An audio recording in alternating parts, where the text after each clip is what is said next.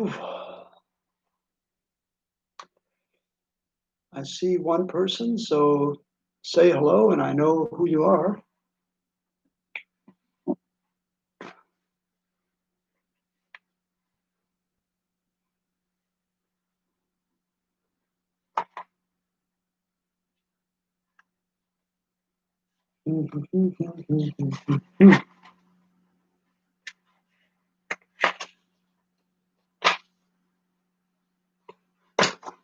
All right, and today's the 17th.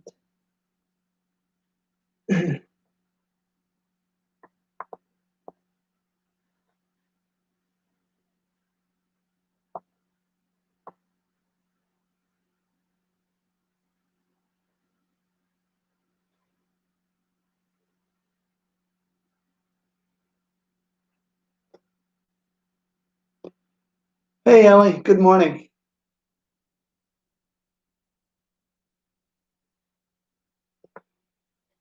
Anybody else out there?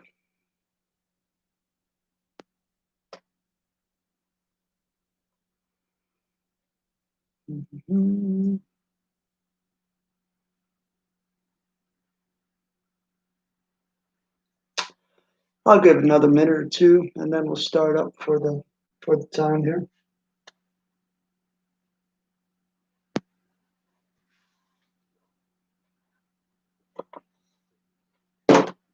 Okay, just looking over what our day's about.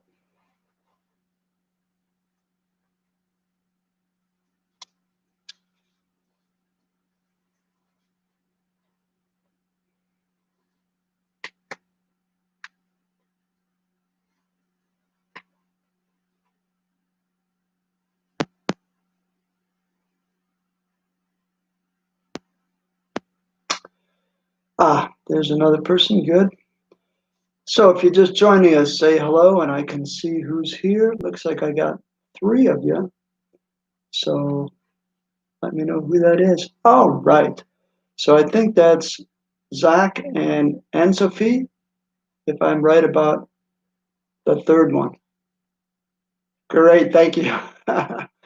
Teresa may be sick. I don't know if she's going to join us, but if she does, then we'll see if she's can say hello too. I got 4 of you. It might be her. Let's see if she's there. I think I'll go ahead and start up. So what we're about today, as you can see, is time dilation. And tap in, write in questions as we go along if you have questions. Einstein's ideas are fun to think about, and we need to go through them slowly. Thank you, Anne-Sophie. Okay, well, we'll see if she can make it. So the first idea we want to go through is this thing called time dilation. I think that's about where we got to last time. So let me write a definition of it, and we'll start to think about it as an idea. So it's kind of like this. So we say time is stretched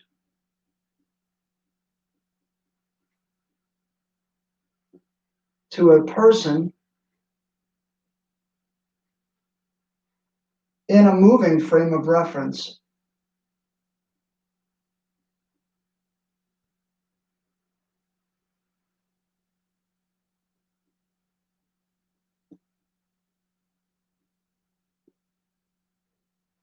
We talked about this last time. Should we use our book? You don't really need to use your book. If you want to, you can follow along with this. Some of this is from our book, if you wish, chapter 15, 16. And some is knowledge that I've kind of gotten over the years. So as you wish. But I'll try and just make it clear for you and answer all your questions about it. Last time we talked about being in a spaceship, and we agreed if you were standing still, then the speed of light would just be going the speed of light. And if you're going the speed of light, oddly enough, the light is still going the speed of light. So if I flash light, even from a ship moving the speed of light, it's still going the speed of light, which just sort of defies our ideas, because you and I so far this year have really talked about Newtonian physics, standard physics about hey, if I'm going 20 kilometers per hour and I throw something at 40, then it's going to be felt by somebody like it's going 60 kilometers per hour. We added things, but you can't do that with light. So it turns out time is not an absolute.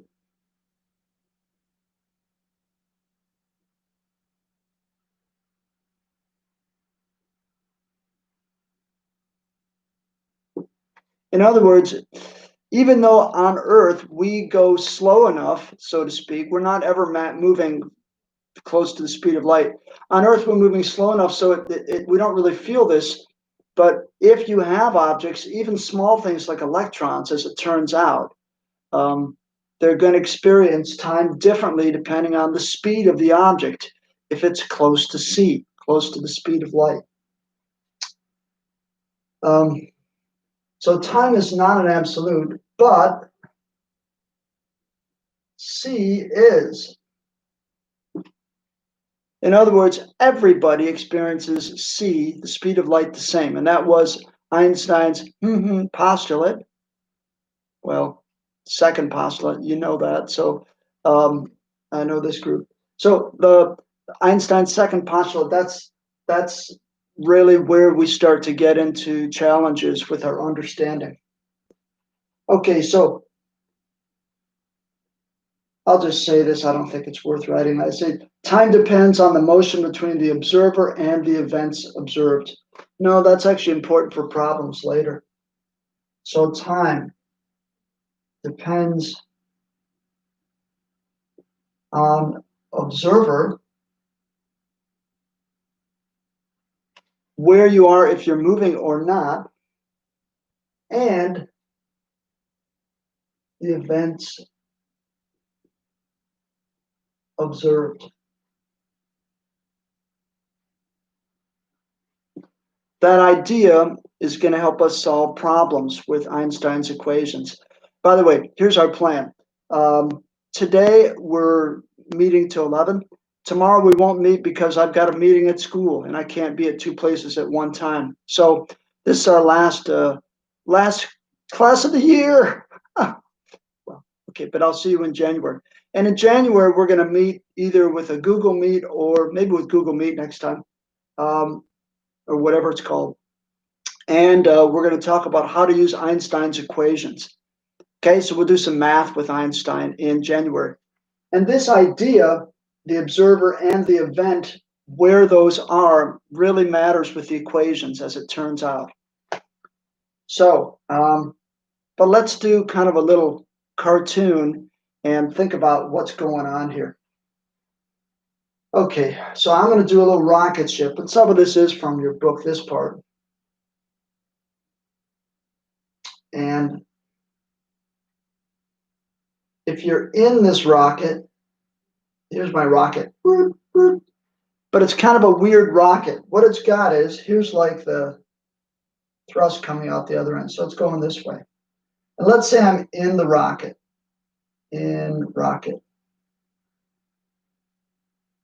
I'm not going to put a lot of details in the rocket because I got something else I want to draw in there. And what I want to draw in there is two mirrors.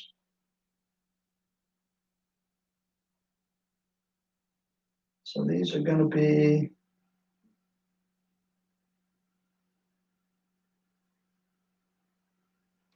and what we're going to do is we're going to shine an imaginary flashlight back and forth. So I'm going to shine a little light. It's going to go and it's going to hit that mirror. And what's it going to do? It's going to come back. All right. So the light goes back and forth. I'll kind of do it next to it, and so on. And there's a little flash of light. So I'll call this light flash.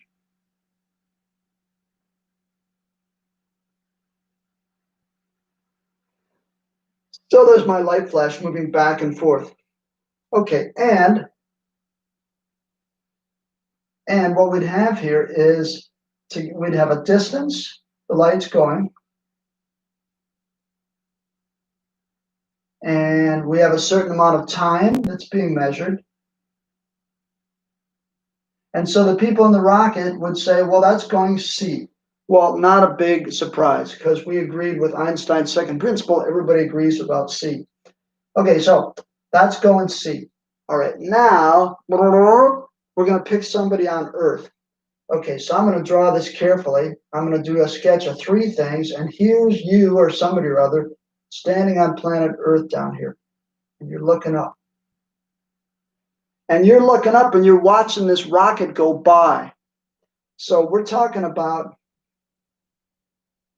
a rocket that's going by, and somehow you can see it, although it's going at a fabulously quick speed. So this is more like a mental experiment, all right? All right, I'm going to draw the rocket in three positions. So we're going to go, and you're going to see it going by, so it's going to go here, next over here, and finally, okay, and all those, there's the rocket cruising by, cruising by, cruising by. Okay. So little lines of motion. So the rocket's going from left to right. Okay, and you still got the mirrors in there. So, and I should have in different colors. But anyway, I'll put the mirrors in red now. Okay, so here's the mirrors. Mirrors are here and here, same thing. And here. And here. And here.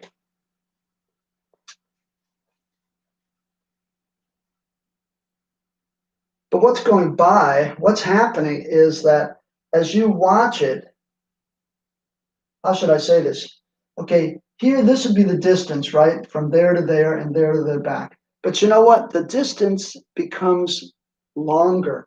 Here's the deal. If you could see in this, you would see that the light starts here, but it doesn't just go back from your point of view. It's going this way. And then back down to the other one. And on and on and on. That's the light because it's moving so fast. What I'm trying to say is you would see the light covering a much bigger distance than the people in the rocket. So what that means is here's this person on Earth down here, and they say, aha, that's a big distance. That light is covering a big distance. So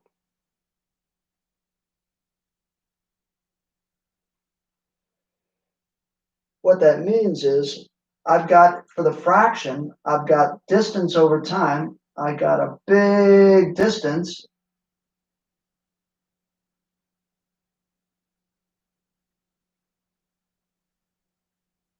Well, I know it's got equal C. And here's the rub. You ready?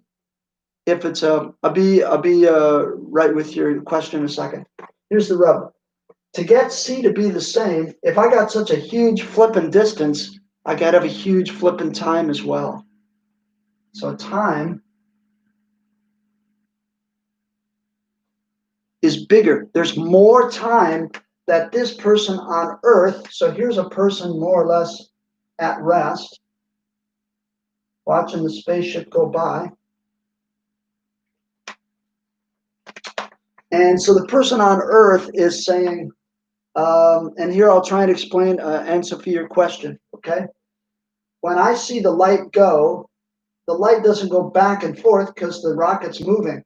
So by the time the light hits up here to the other mirror, it's already moved horizontally quite a great distance, the rocket.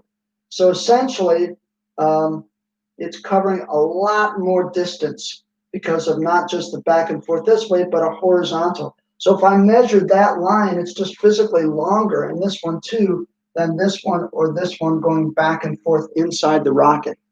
So I'm not trying to say it leaves the rocket entropy, but I'm trying to show that the rocket's moving.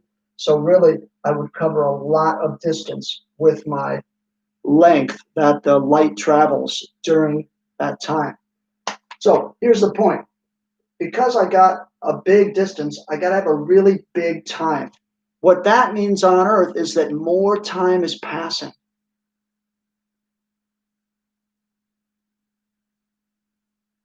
Exactly, Anne-Sophie. Right. Okay, so let's see what the effect of this is. So what if more time is passing? What does this mean physically? I'm going to raise a little bit on top so we can then consider the results of this. And again, this is if something's going pretty darn fast, okay? So a close to the speed of light. So if you're in a, well, yeah, okay. So the result is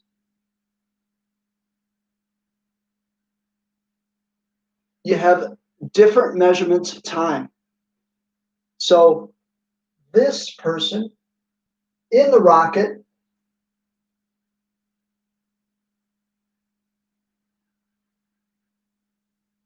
time to the person in the rocket passes normally.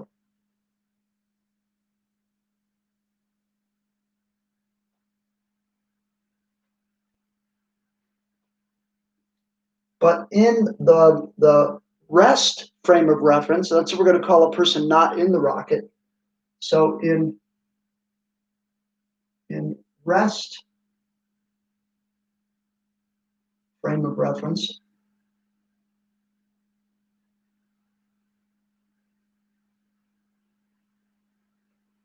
lots of time passes. And I'm talking like more seconds, more minutes, more years. And we'll come back to that in a little bit.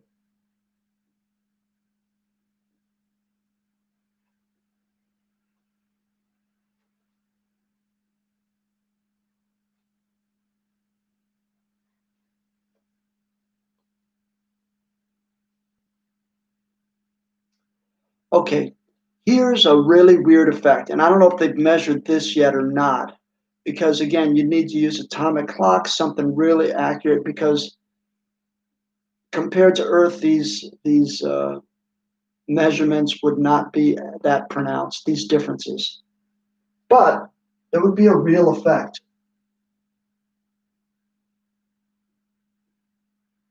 Physically.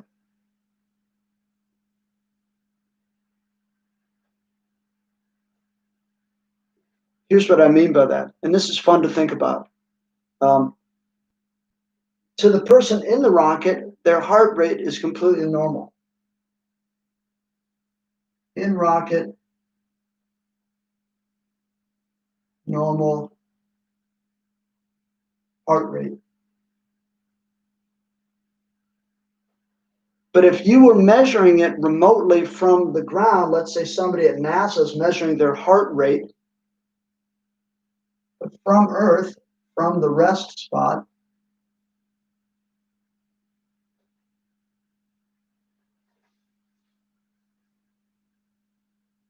the heart rates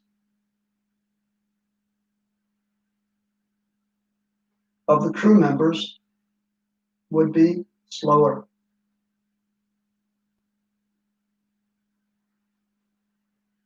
So in the rocket, you would measure yourself and lub dub, lub dub, lub dub. You'd feel your normal heart rate. And on Earth, they'd be measuring lub, dub, lub, dub. So there would be a noticeable difference in time because of that fast speed of the people moving. Yes, okay. And to get back to your questions, yes, it's to the observer. So here's the deal. If you're in the rocket, you don't feel any different. You don't feel any younger. You don't feel any older. Time passes normally to you. On Earth, for this person down here, time is passing normally for him or her, but time that they're measuring remotely from a person in the rocket is slower. More of the time is it's being dilated, like your eyes get dilated when you go to an eye doctor. So more time is passing, more years are passing, as it were.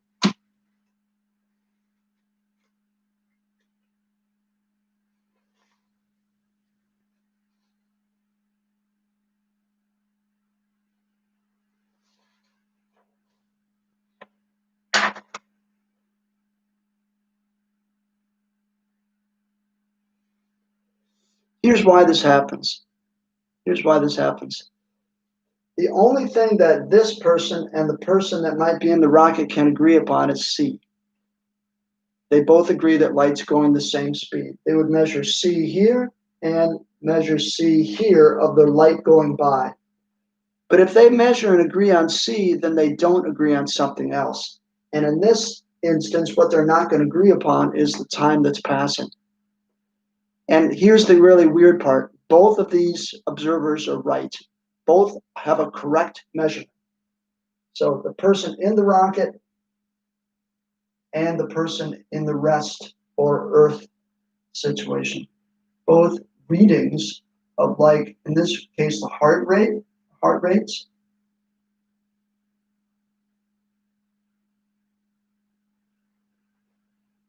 You and I are used to time being the same for everybody. Turns out if you're moving really fast, it's not the same. And that not the sameness is correct. And it doesn't mean one person's right and one person's wrong. Okay.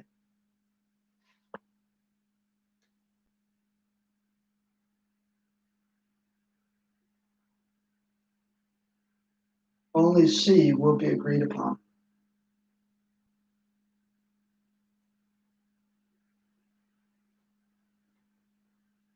Okay. Now, to understand this better, and I'm going to answer your questions and hope I've answered them. To answer your question better, we're going to do another little mental experiment, and it's one that kind of one of you was talking about the other day in class. It's called the twin trip. And you can guess the premise of it, but I'll write it down here because I think you're probably done drawing your rockets. I'll send this video to you later in case you want to look at it again. All right, so what's up with the twin trip?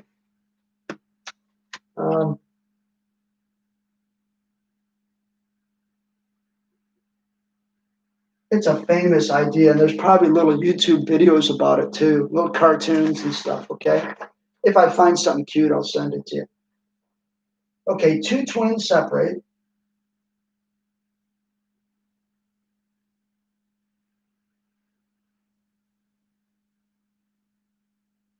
One goes in the rocket ship and one stays on Earth, of course.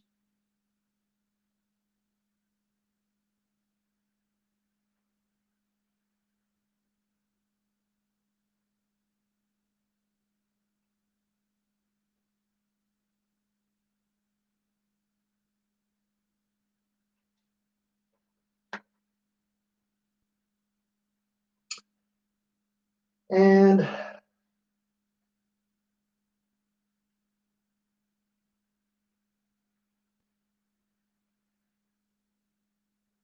let's just consider that. So we got, and here's the person on Earth, and we got the person here in the rocket. There they are. They're laying down. Okay. Well, we'll look into this a little more detail, but for now, I'll just tell you that if it's a 1 year,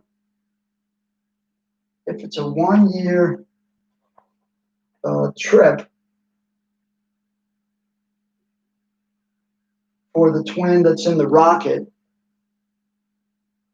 at 87% of the speed of light, so going really fast,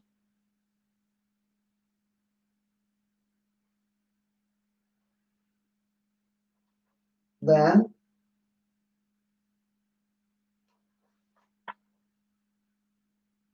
for the twin on Earth,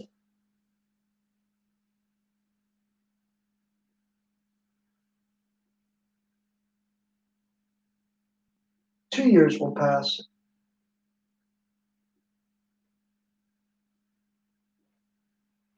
2 years will pass. Well,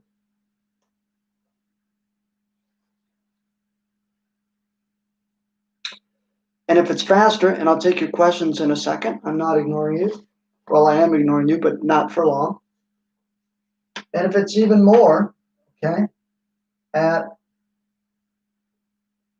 99.5% of C for the rocket,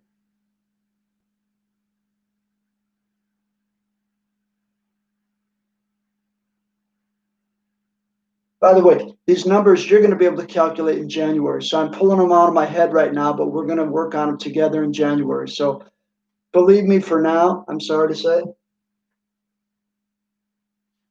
So if it's at 99.5% of C for the rocket twin, then it'll be 10 years gone by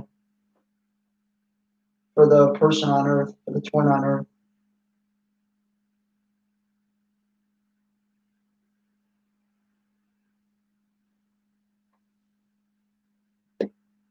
So think of it. You and your twin separate. You go out for a cool 1 year trip, so to speak, 6 months out, 6 months back. And when you come back, a year's gone by. You're a year older. Your twin is 10 years older. 10 years older than you. Let me read your question, Pete.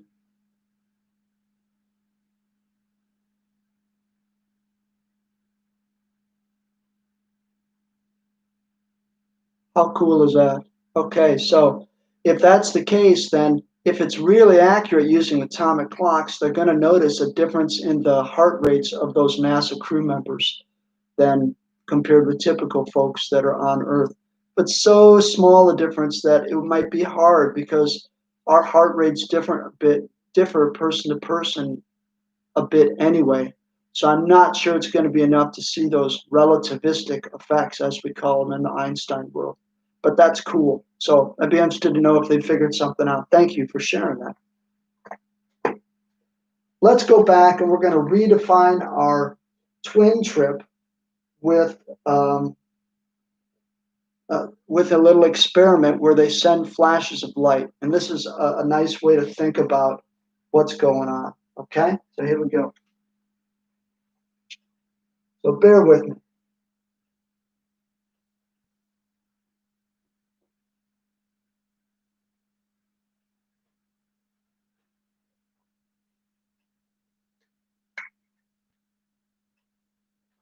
Okay, so why, or we could say how, does twin on Earth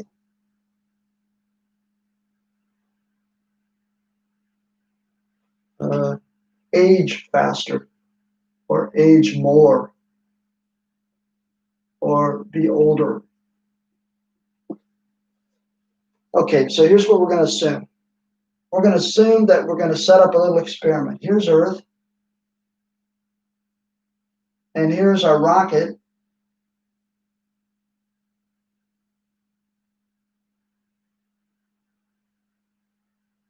So there's rocket, there's Earth. And we're going to send out flashes of light. And we're going to do this as a 2-hour flight, 2-hour space flight.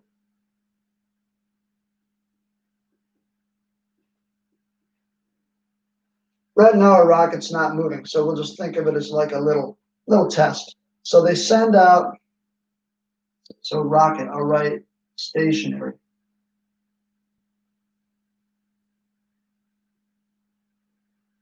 Okay, so these guys are going to send out flashes of light.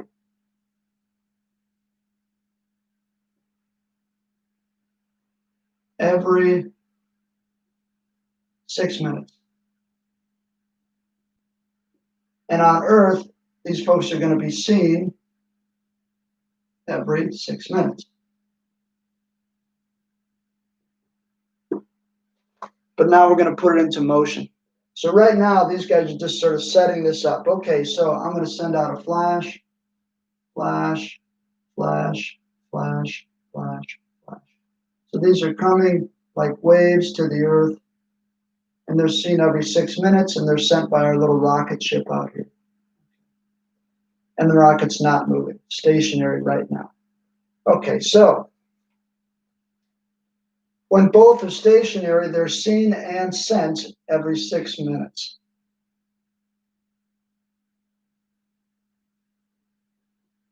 Maybe sent and seen, sorry. Every 6 minutes.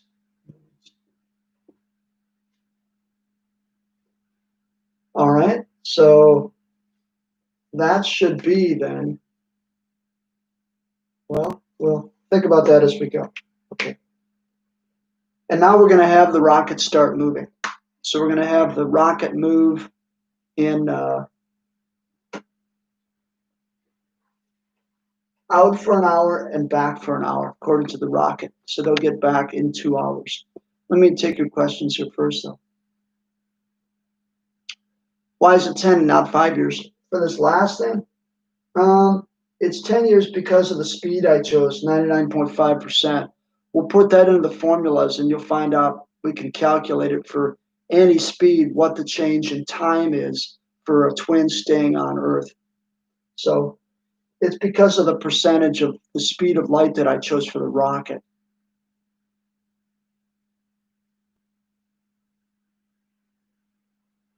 Okay, if you're in space, and Sophia and all of you, time passes normally for you. It doesn't feel any different.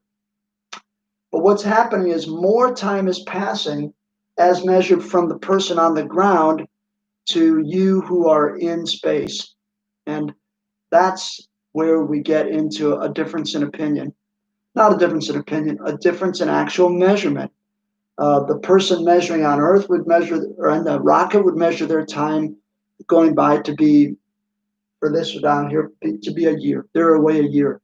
Person on Earth would measure time passing, and the person in the rocket, the twin coming back, would not be back until 10 years later if they were going this percentage of the speed of light. Okay, let's send our flashes into motion. And I'm going to need to erase this red part. And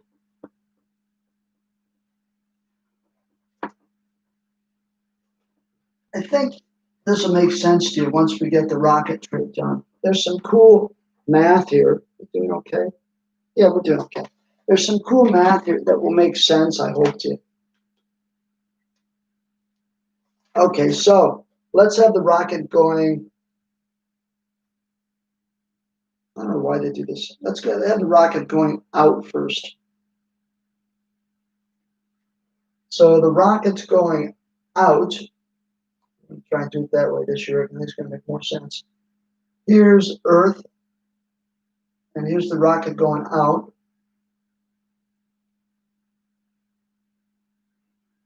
At some high percent of C. And I made them way too close. Dang it. I got to have room for my flashes of light. Sorry.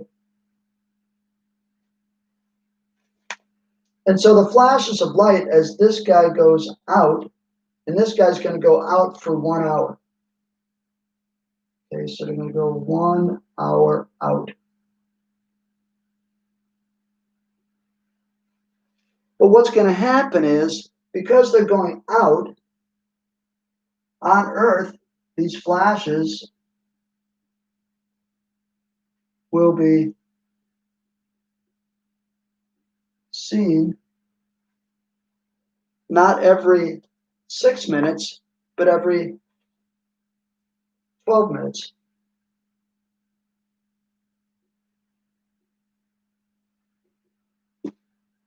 Okay? Why? Because more time is going by. So they must be going again like this, 87% of the speed of light, like we did a little bit ago, right?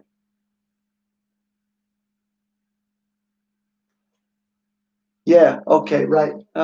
Right, so if we're going 87%, and again, we'll do the math in January, then if it's 6 seconds out, they're sending a flashback every 6 seconds. So here's one. The flashes are heading towards Earth. They're sending out light flashes, okay, like little beacons. They're going to be sent out, sent every 6 minutes.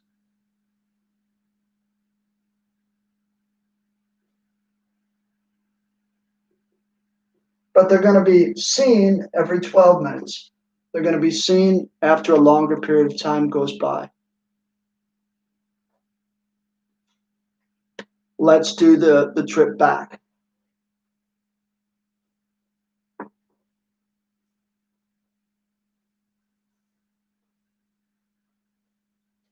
For the trip back, the rocket, we're going to turn it around now. I'm like make the worst rockets in the universe here. There's my rocket. So we're going to send out, so coming back, they're sending out every 6 minutes. So they're going to send these pulses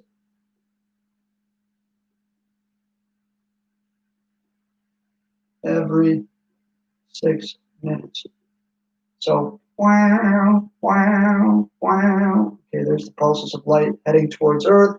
Here's Earth again. And this time they're going to be seen every 3 minutes.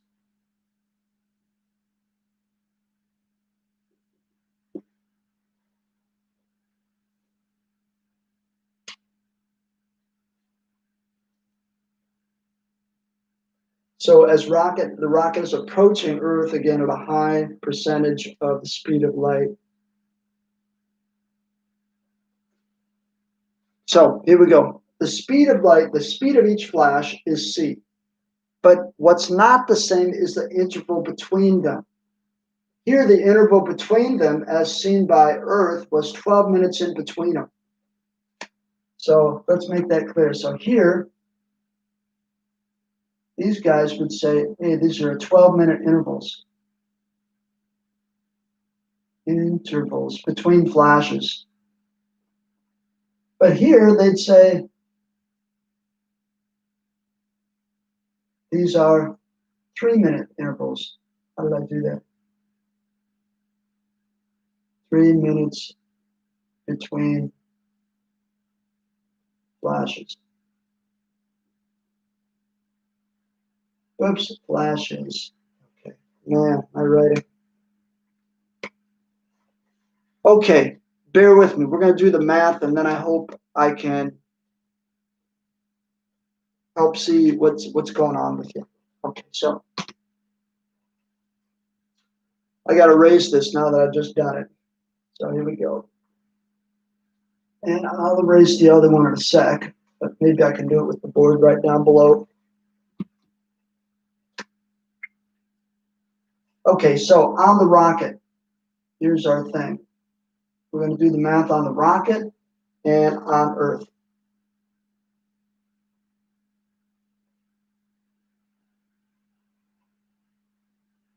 Okay, on the rocket, it was a 2-hour flight.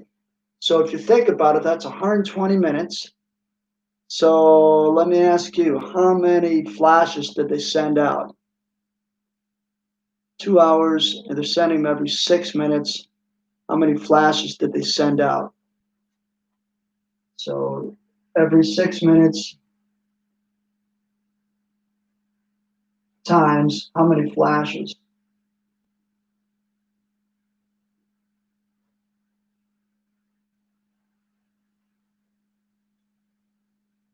$60. 60 would be a lot. What I mean is they're going to send out a flash every 6 minutes. So how many would they do in an hour? 60 minutes. And how many would they do in then 2 hours? There you go, 20. So these guys say, okay, the rocket guys say, hey man, we had 6 minutes between our flashes and we sent 20 of them. So that makes 120 minutes. Okay, it's a 2-hour journey, right? That's what we told you. On Earth, they have it very differently. Okay, on the way out, they got 10 flashes. Well, there's 10 and 10, so 20. So we got 10 flashes.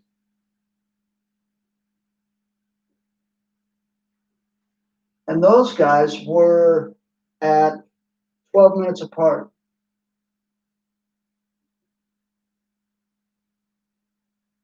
And that makes, well, 120 minutes.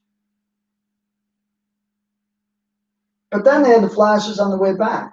Plus, they also had 10 more flashes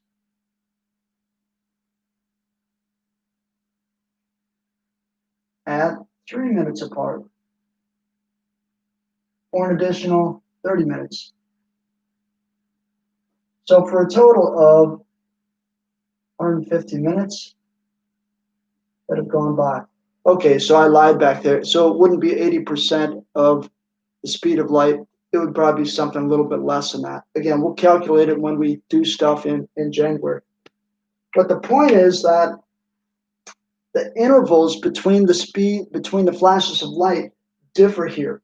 They're seen on Earth as being on the way out 12 minutes apart, on the way back 3 minutes apart, but the same number of them were sent out. And interestingly enough, each one would have been caught, so to speak, by whatever saw them, and they would have said, yeah, they're going the speed of light. Each little flash of light would be going the speed of light.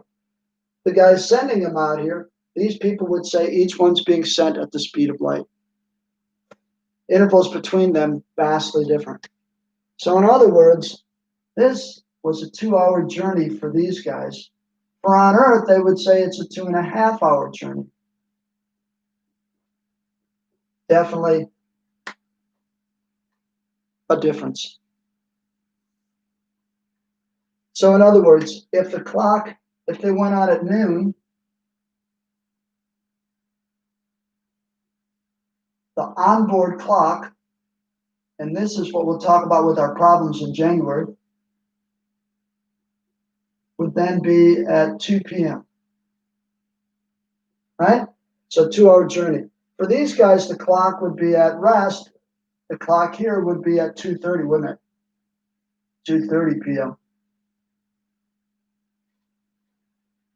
So there'd be a difference in the two clocks.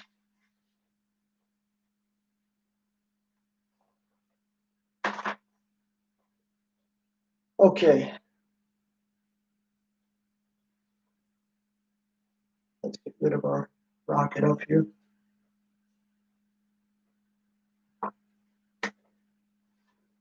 And I told you about this already, but the proof came. Well, anyway, let's count it. Okay, so twin moving. Oh man, moving ages more. No, ages. How can we say that? Ages normally. How can I say this? Twin moving ages less, so to speak. Yeah, that's the right way to think of it. And to give you a date here, I looked it up. 1971 is when they sent these airplanes out. Well, one airplane with an atomic clock and one at home. I think we talked about this. So that the one that was moving, just flying around in the air, had a fraction of less time go by than the one that was at the airport waiting, the one at rest. So that's when we actually prove that this effect happens. So moving airplane, moving jet, and remember, a jet's not going anything close to the speed of light.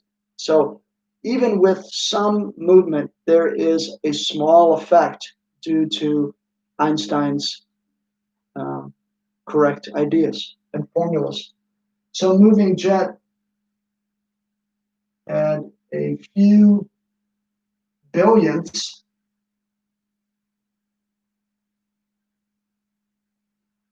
of a second less time than an at-rest clock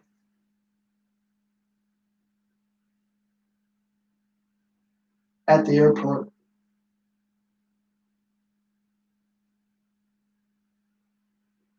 Do I have it here? I want to say that the thing flew around for about 8 hours. So, moving jet for 8 hours. I think that's what somebody told me once. So it's not a big effect at all. But hey, it's an effect, and I didn't even have to use a spaceship to do it, as it turns out, which is kind of cool.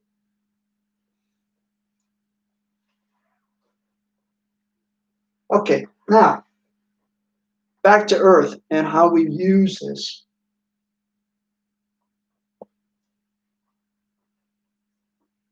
Something you and I use all the time without even thinking about it, because we all got smartphones.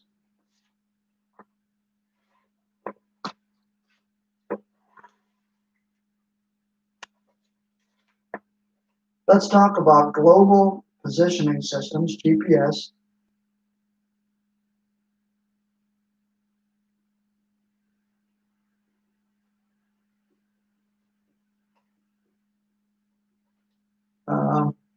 Satellites.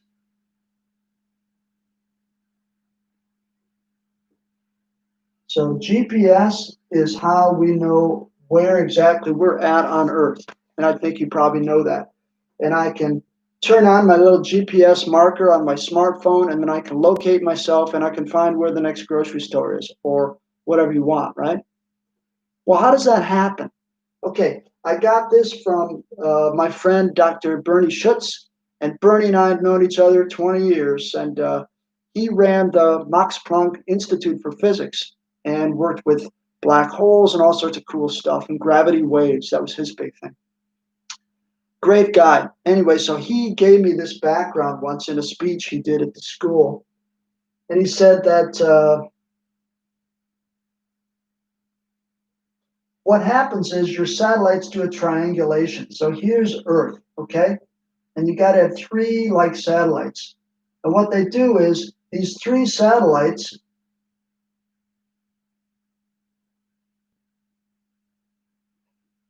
I don't know if you know about triangulation or not.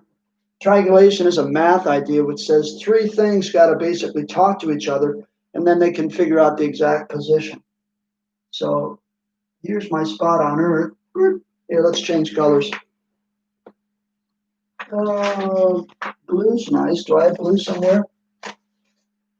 Probably stepping on it. Am I blue? Where's my blue? Blue's right here. So let's say you're here and you want to know where you're at. Okay, so you send up a signal, and the signal goes here, and here, and here.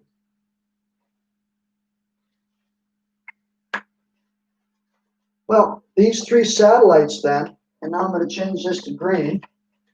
These three satellites compare the signal.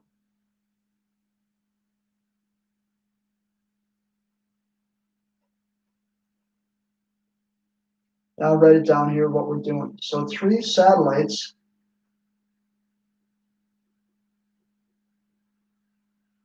compare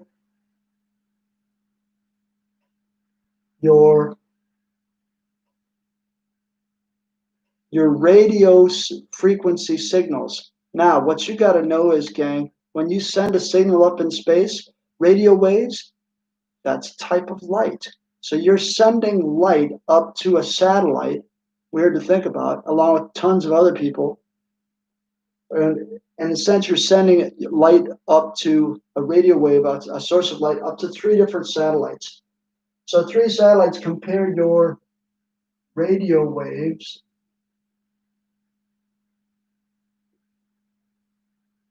by talking to each other or comparing with each other. And when they talk to each other, of course, they got to send a wave out back and forth as well.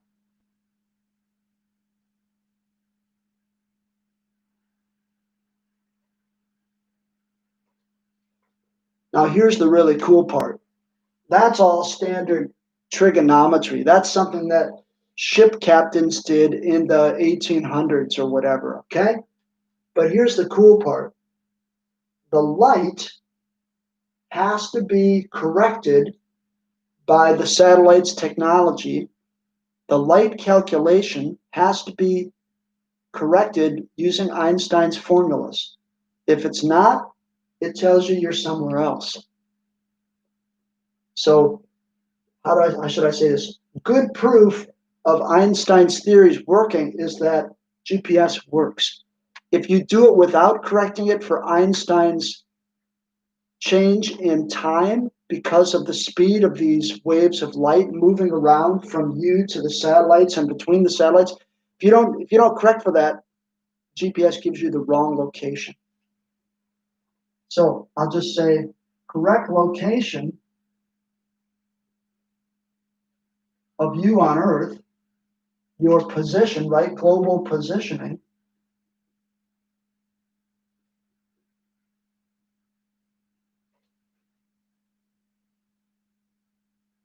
only occurs if the satellites correct for Einstein's time dilation. Let's just say correct for time dilation. It's not his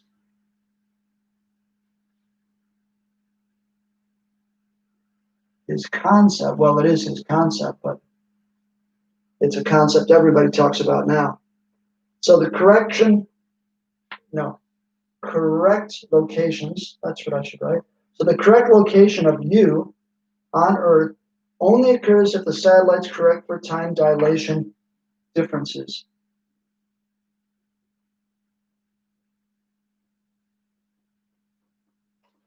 And that, folks, is my favorite way of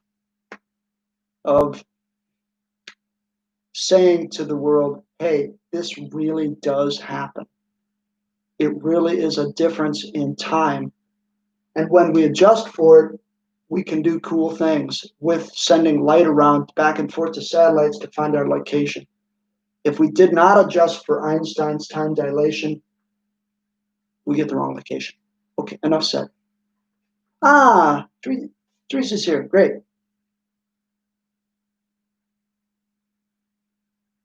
That's a good question.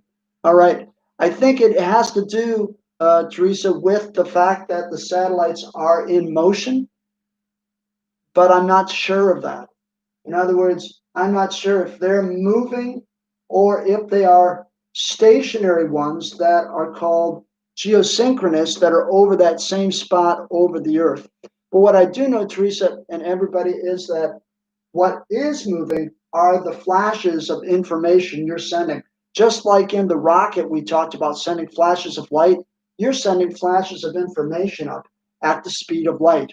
Your little radio signals, when you ask GPS for a location, go up to 1, 2, 3 satellites. The satellites then are sending signals at the speed of light back and forth. And all of these travelings of light all have a distance and a time. And just that alone requires a correction. So it may not be, Teresa, that the satellite speed matters here, but the fact that they're far away and it's a big distance between them, and it's a light signal that they're sending back and forth that has to be corrected, because of course light moves at the speed of light.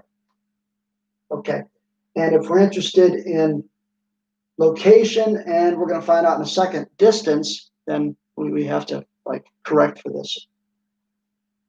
Okay, so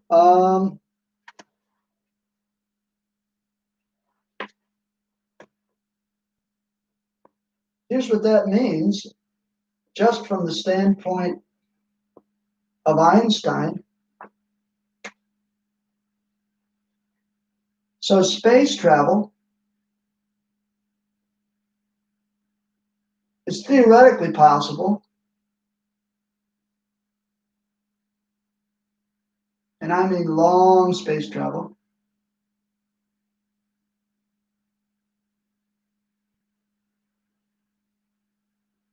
At least it's possible till January.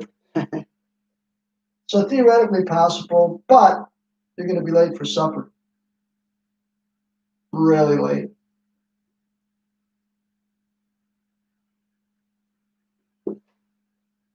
Here's a fun thing, okay? So if you go, here's some examples. If you're in the rocket, if you go 99.99% of C for 1 year,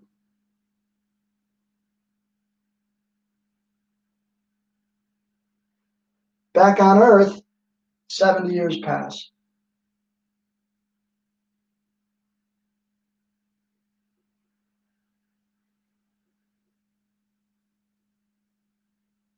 Whoa.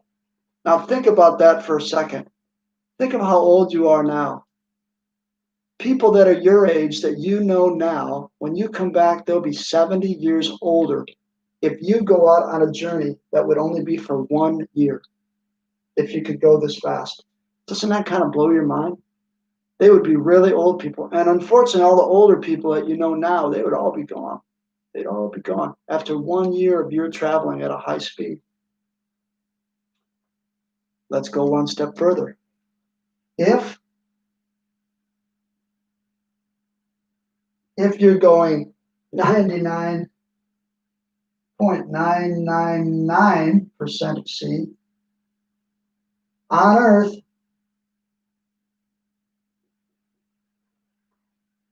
$200 years would pass.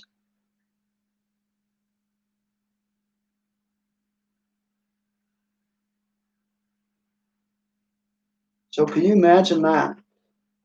You're away for 1 year in this rocket going really fast, 6 months out, 6 months back. You come back, society's 200 years older. Think of what things were like 200 years ago. 200 years ago, 18 whatever, Napoleon's time. Think of now, 200 years from now, the way technology is advancing, the society would probably be totally different. Maybe there wouldn't even be any people here. I hope that's not the case, but who knows, right? So some crazy, interesting ideas. Yeah? Okay. Can I pause here and just see? We're going to change to how much time we got? We got a couple minutes yet. Do you have any questions about this? We're going to do the other part of Einstein's crazy ideas. We're only halfway through, believe it or not, which is called length contraction. And we may start that in a minute, but I want to pause here and see if you have any goofy questions you want to ask me. It's a fun and goofy topic, right? I'm going to race a little bit while you think.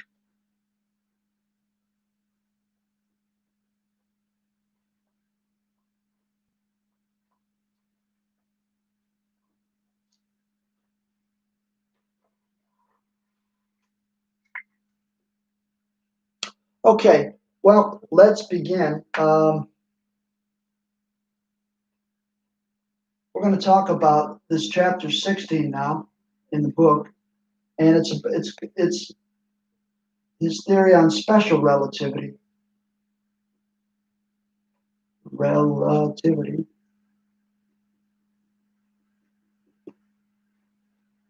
And we're talking about length,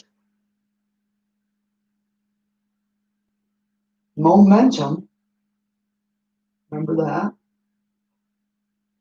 and energy.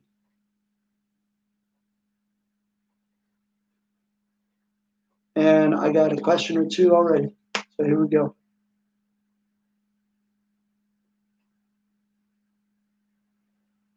Yeah, exactly, Anne Sophie. Now, here's the problem with time traveling. Unless you're in Hollywood, you can't go back in time. You could go forward if you're going really fast, if you come back and compare. But time never seems any different to you. So even though the people on Earth age more, you're not going to feel like you've aged more or less than normal. It will always feel normal to you on board the rocket. But I can travel forward if I go really fast and come back, and then I can see what things are like in the future. But that past is gone. Yeah, thanks. That's fine. Okay, what's the most famous equation on Earth? E equals, right, mc squared. That's where we're going in early January. I may have to do that one in school. Maybe we'll do a Google Meet or something different because I need a meter stick and I need to show you some things about that. So it's 11. I'm going to say have a happy holidays, and I'll see you next year. Bye-bye.